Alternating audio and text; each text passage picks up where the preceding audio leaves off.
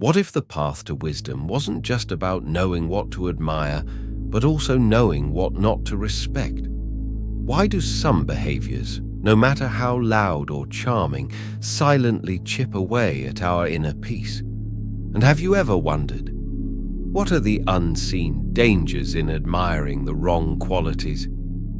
Let me take you to a faraway village, hidden among rolling hills, where the golden light of the setting sun gently kissed the earth each evening. In this peaceful place lived a group of curious young students, guided by a wise and venerable master. These boys weren't just hungry for knowledge, they were on a deeper quest to understand life, its values, and its illusions. One tranquil evening, as the sky was painted in glowing shades of amber and rose, the boys gathered beneath a towering, time-worn tree. They formed a circle on the grass, eyes sparkling with questions, hearts open like pages of a new book. Their minds were full, not of answers, but of wonder. A thoughtful boy named Lisa spoke, his voice soft but sincere. "Master, you've taught us so much about wisdom and the qualities of a virtuous life.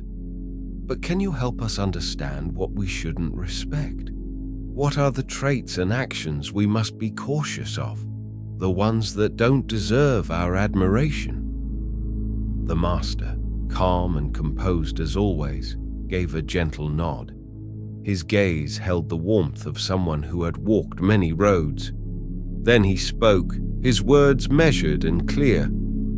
To respect someone is to recognize their goodness, their truth, and their virtue, he began. But it is just as important to understand what should not be respected. Let me share with you 10 qualities and behaviors that are unworthy of your respect. He paused for a moment, letting the silence draw the boys in closer. "The first is arrogance," he said, "a truly destructive quality. Arrogant people carry themselves with an inflated sense of self-worth. They see themselves as superior, and in doing so, they look down on others. This pride blinds them. It keeps them from seeing the value in other people's experiences and insights." The master's voice grew more somber. Arrogance leads to loneliness. When someone constantly radiates superiority, they push others away. They cut themselves off from the diversity of thought and emotion that brings richness to life. And even worse, arrogance stunts growth.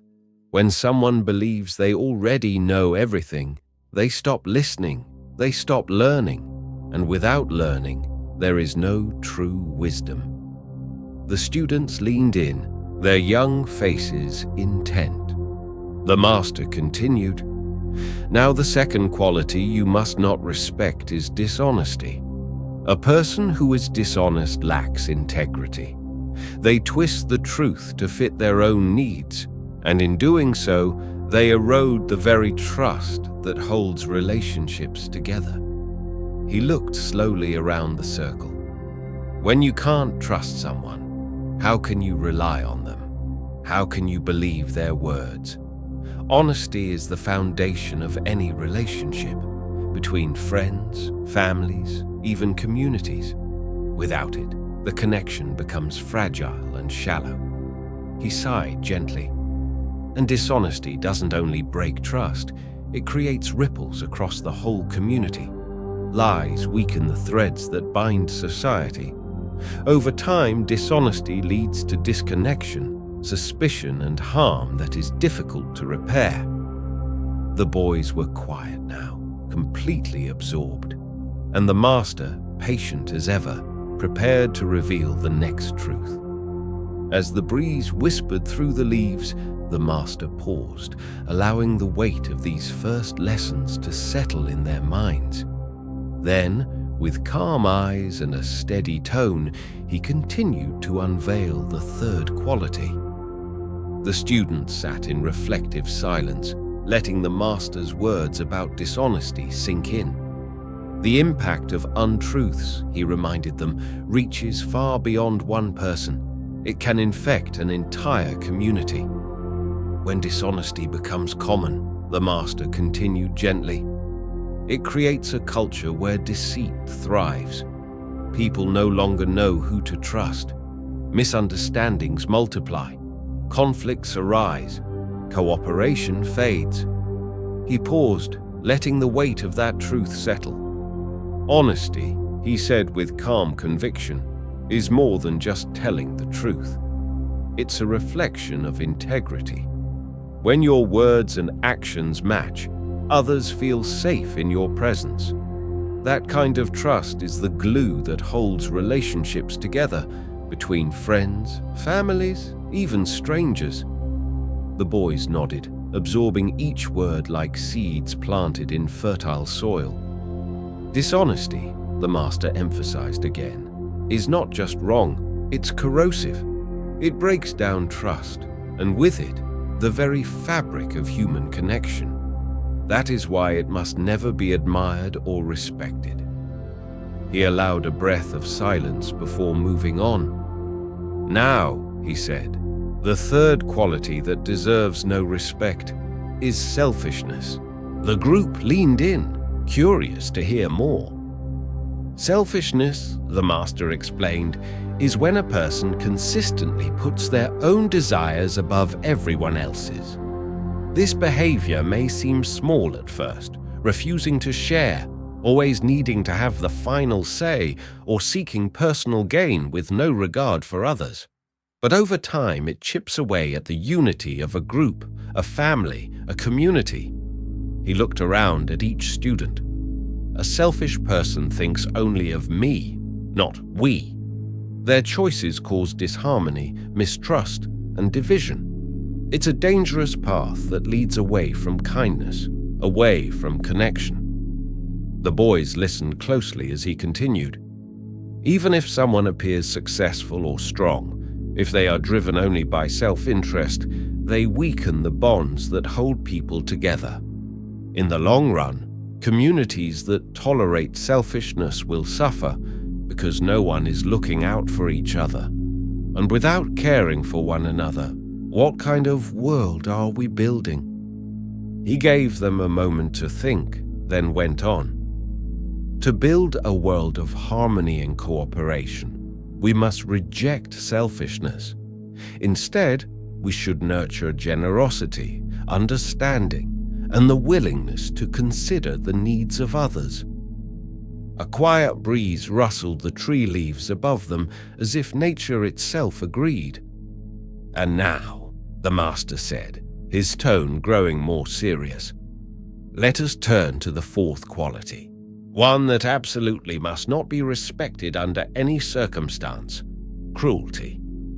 The word struck the air like a stone. Cruelty, he said firmly, is the intentional act of causing pain to others, physically, emotionally, or mentally. It is the opposite of empathy. It is the absence of compassion, and it must never be admired. He looked into the distance, then back to the boys. When you see someone suffering, your heart should reach out to them. That is compassion. That is humanity. But those who are cruel, they go out of their way to hurt, to mock, to shame. This behavior is not only unkind, it is morally wrong. The students looked somber now, understanding the gravity of his words. A wise person, the master continued, does not celebrate cruelty, no matter how clever or powerful it may seem. Instead, they choose to walk with empathy, with kindness, and with care. These are the qualities that heal. These are the qualities that uplift. His voice softened, but his message remained strong. So, remember this. Cruelty is never to be respected. Never. It leads only to suffering, for the victim, and in time, for the one who commits it. A world with less cruelty is a world where more people can feel safe, loved, and understood. The boys sat still, as if holding the weight of that truth in their hands. The master's voice had just touched on the cruelty that harms others and how compassion, not cruelty, is the path of true wisdom. Now his words shifted to something more subtle, yet equally damaging: laziness.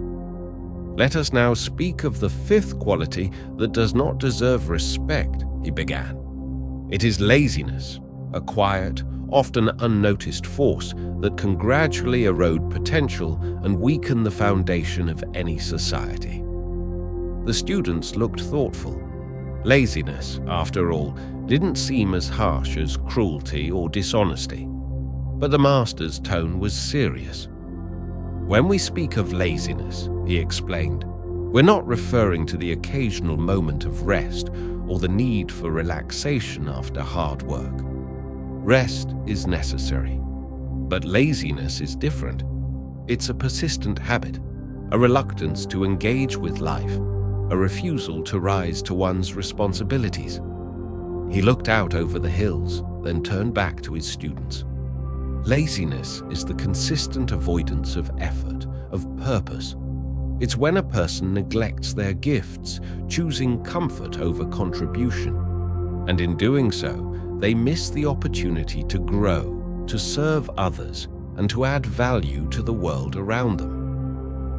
The boys listened closely as the master's voice softened but remained firm. Respect is a deep form of admiration. It should be given to those who strive, who commit, who push forward despite challenges. People who work hard and stay dedicated inspire others. They build, create, and uplift their communities. But those who allow laziness to guide their days, they often waste their talents and let valuable opportunities slip away. He paused to let the message land. "To admire laziness," the master continued, "is to go against the very spirit of progress and virtue. We must instead direct our respect toward those who pursue their goals with persistence and use their abilities to serve something greater than themselves." The rustle of the leaves above mirrored the movement in the students' thoughts. This wasn't just about work, but about living with intention. "And now," the master said, his voice steady and composed, "let us consider the sixth quality that should not be respected: close-mindedness." A hush fell over the group. The concept was familiar, yet rarely examined so deeply. "Close-mindedness," he explained, "is the unwillingness to consider ideas different from your own. It is the habit of shutting one's mind to perspectives that challenge comfort or belief. This is a serious obstacle, not just for the individual, but for the whole community." He continued with quiet emphasis. "An open mind leads to growth, innovation, and unity. But a closed mind builds walls, walls that prevent new knowledge from entering. A close-minded person cannot see beyond their own view, and so they remain trapped in their limited understanding." The master looked from student to student. "Imagine a world where no one listened to new ideas, where every difference was rejected. What kind of future could such a world build?" He let the question linger. Close-mindedness stalls progress. It silences voices. It blocks the beauty of diverse thought. In contrast, open-mindedness welcomes learning and connection. It fosters dialogue, creative solutions, and a spirit of cooperation. His tone grew warm with encouragement. When we embrace open-mindedness, we open doors to richer experiences. We learn from others. We build bridges, not barriers. Communities rooted in this openness become stronger, more resilient, more compassionate. The students nodded slowly, understanding now how damaging it could be to respect what keeps the mind closed.